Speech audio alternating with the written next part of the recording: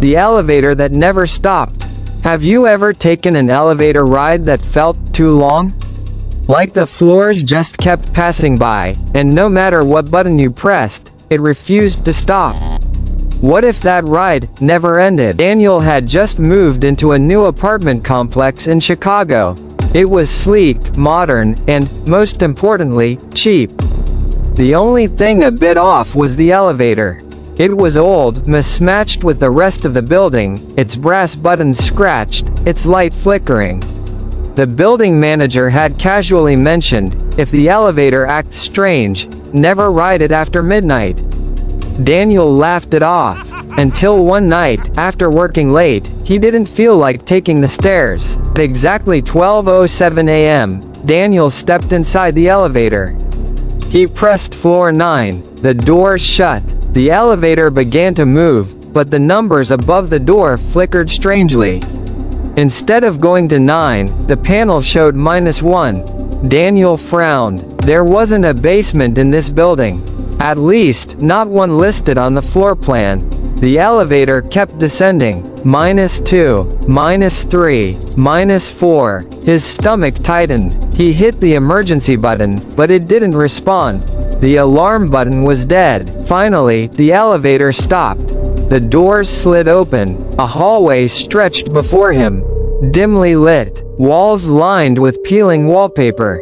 The air was heavy, damp, smelling of rust and earth. And at the far end of the hallway, another elevator. Its doors were open, as though waiting. Daniel's instincts screamed at him to stay inside, but the elevator he was in began groaning, the lights flickering violently. The floor beneath his feet tilted slightly, as if the car itself was unstable. Panicking, he stepped into the hallway. The elevator doors slammed shut behind him. He was trapped. The second elevator at the end of the hallway hummed. Its button glowed red. He walked toward it, each step echoing too loudly.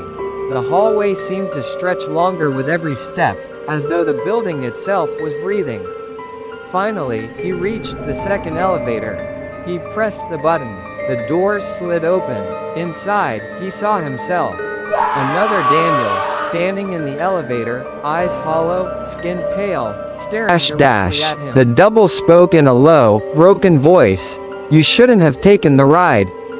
Daniel stumbled back, but before he could run, the duplicate lunged forward, pulling him inside. The doors slammed shut. The elevator began moving again, faster this time. The numbers above flashed erratically. -10. -20, -50, -100. The speed was impossible, like the car was free-falling into darkness. Daniel screamed, slamming every button, but the buttons melted beneath his fingers, dripping like wax. The walls of the elevator stretched, becoming darker, closing in on him. Finally, the car screeched to a halt. The doors opened. Daniel was back in his apartment lobby. Everything looked normal. He stumbled out, gasping in relief. But no one in the lobby turned to look at him. No one acknowledged him. He ran to the front desk. "Please, you have to help me, the elevator." The receptionist looked right through him. As if he wasn't there. Daniel looked down. His reflection in the lobby's glass doors wasn't moving in sync with him. It was smiling. From that night on, the elevator never arrived when he called it. It never opened for him. And the neighbors swore they never saw him again. But late at night, if someone takes the elevator past midnight, sometimes the panel skips to strange numbers. Sometimes the ride feels too long.